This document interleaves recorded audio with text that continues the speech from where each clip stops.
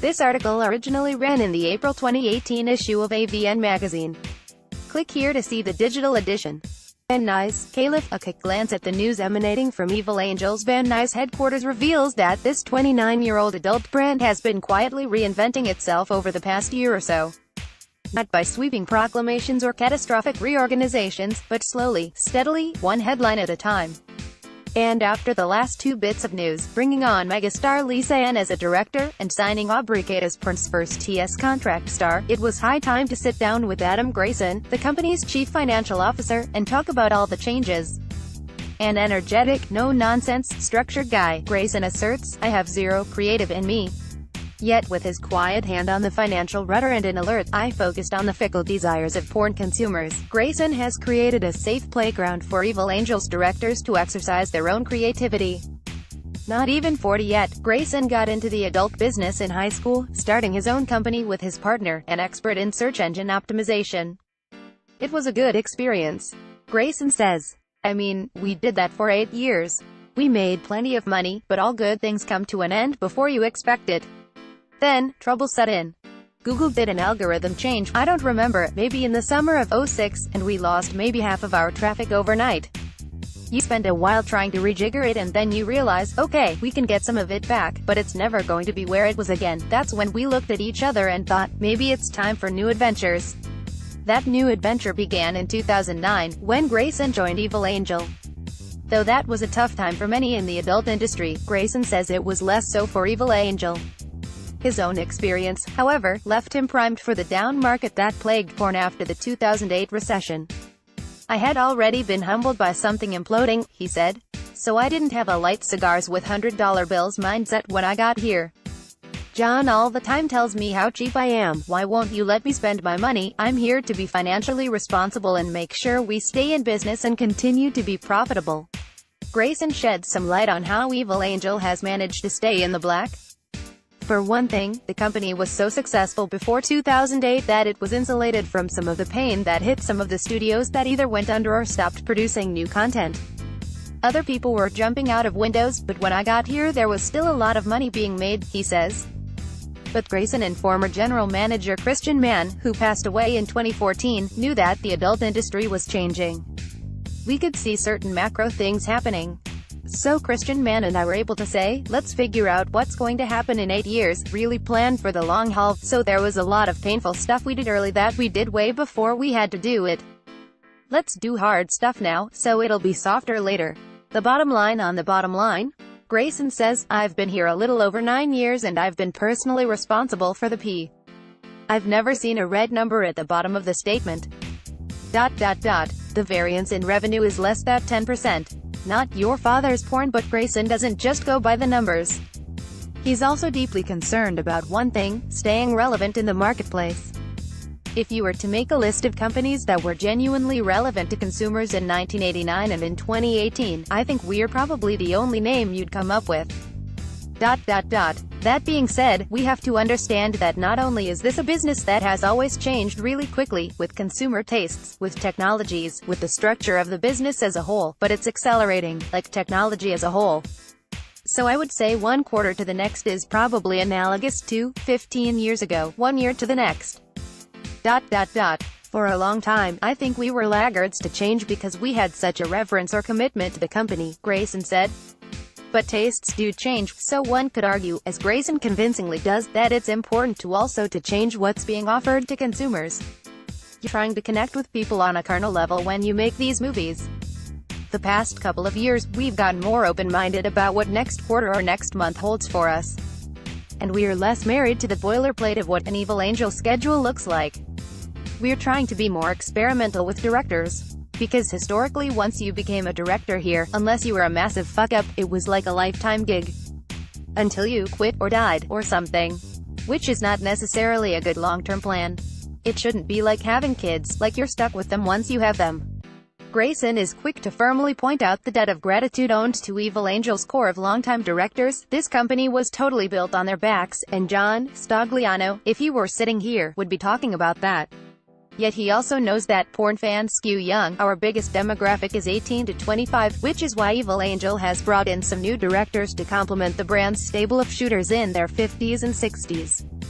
I think of porn like pop music. It's always going to have a young crowd just because of testosterone. A 20-year-old has more than a 60-year-old. That's just science, right? So I think you need people producing the pop music, the porn, that connects with that demographic. That's important, because for us, the scariest thing to be, the last thing I would want, would be my father's porn brand. That's poison. He succinctly sums up the balancing act that an established company like Evil Angel must master, trying to chase the guy who's pulling out his credit card for the first time but at the same time not alienating the older guys who've paid for this for so long and made us a viable company. In with the new, the recent past saw the departure of some big names from the Evil Angel roster when Grayson began to enforce Evil Angel's policies on not shooting with other studios. Historically, if somebody shot for us, they shot for us. Unbroken rule. But there was a lot of money in it, so nobody messed around. And it got to the point where suddenly some of our directors were shooting for other companies under other names. And then they started pushing it where they were doing it under their own name. About a year and a half ago, we finally said, enough is enough. You've got to pick your team. Grayson elaborates, so much of what we promote here is premium product, premium price, a premium experience, so if suddenly you're doing the same thing with the guy next door at a lower price, it loses some of the charm. It's all part of protecting the brand, which is another key part of Grayson's job.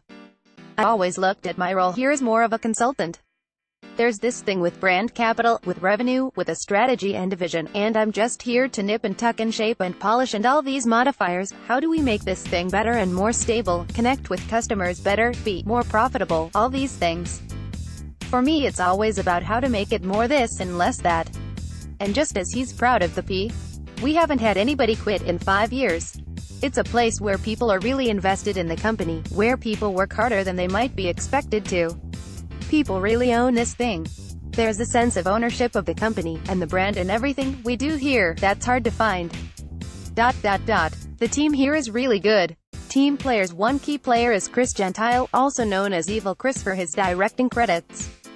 Chris was a grunt here. I hired him off Craigslist because he was clearly a porno fan and had a vision, Grayson says. Years later, it was clear that he had a lot of interesting ideas that came from a younger mindset. So we put him in a position to succeed.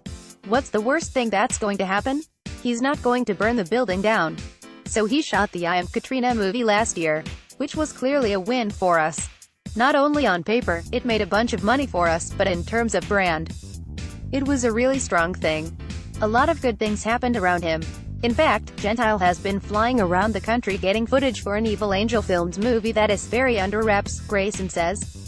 The project has involved Johnny Darko and a couple of other people, and it will probably be online in May and out on DVD in June. Despite his talk about needing to bring on younger directors, Grayson definitely sees the value of shooters who have been with the company for more than a decade. Guys like Johnny Darko and Grayson, I genuinely think they're among the best in the world at what they do. And he's particularly fond of Joey Silvera, who is semi-retired at this point. When he's got the inspiration to shoot, he does. When he doesn't, he doesn't. And Silvera has earned that privilege. He's made this company a lot of money. No director has put up numbers like he has for all those years. He's 22 years here, I think. I mean, we're talking tens of millions of dollars that he's brought into this place. He's definitely one of the founding fathers, in that sense. Other key players he mentions are Rocco Siffredi, Johnny Darko and Grayson. On the flip side, there's definitely a push here to embrace a next generation of content creators, Proxy Page, Jesse Jones, people like this. They're not that young, they're probably closer to my age than a teenager, but they at least have a youthful perspective on things. They come from a different place, different cultural influences, different ideas, and hopefully that clicks. In a word, the changes are about experimentation.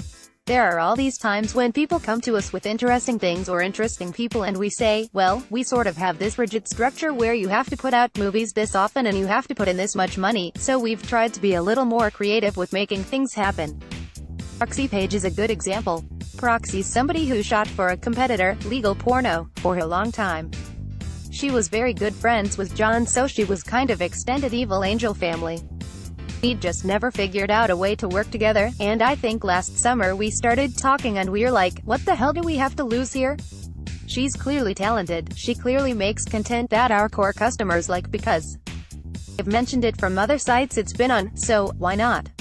As a female director, Paige sort of breaks the mold in a company that has historically been driven by male performers who are currently or previously male talent. Grayson says. But she's hardly the first. Aside from the now retired belladonna, there is AVN star, who is becoming central to a lot of what we're doing here, Grayson says. I look at her as one of our big success stories over the past few years. In the beginning, Star was shooting content that didn't seem to be connecting with consumers. It was right when we were building our business intelligence stack and gathering data, and I went to her and said, we need to break this down, he recalls. Since then, Star has diversified, which has led to commercial success. She's shooting the family stuff and the TS stuff and the IR stuff, and I look at her numbers and she's really successful. It's really worked. She is great to work with. She really wants to know what's happening. She's not afraid of criticism or suggestions. She's really on our team. She wants us to succeed so that she succeeds. Aside from that, he also gets a kick out of Star personally. She's got a different kind of mind. I introduced somebody to her in Vegas, at the AVN Adult Entertainment Expo. This is AVN. She's awesome, you should meet her, but you can't unhear the things she might say. She said that was a pretty good summary of her. Finally, there's the newest female director in the Evil Angel stable. The deal with Lisa Ann landed in our lap, frankly. Grayson says, I wish everybody who worked with us was quite as deadline-driven and organized as she. But that's not reality. I think of myself as extremely disciplined. She's way more disciplined than I am. She'll text me, I just did this, and this, and my response is usually, do you sleep? There's no way you can do all this stuff, in between running her site and blogging and doing your serious show and doing all these radio pickups, multiple radio interviews every day with all these local stations, she's traveling and she's gonna feature, and she's doing this, and then she tells me, anytime you want me to do a store signing, you've got it. Consumers versus customers. Grayson identifies two factors that are key to Evil Angel's commercial success: content and user experience. More than ever, people are judging EvilAngel.com against Netflix, he says, laughing about the inequity of comparing a multi-billion-dollar mainstream brand to any adult company. But we've accepted the fact that's the yardstick. I think the industry in terms of content and UX is better than ever. I think it still has a ways to go.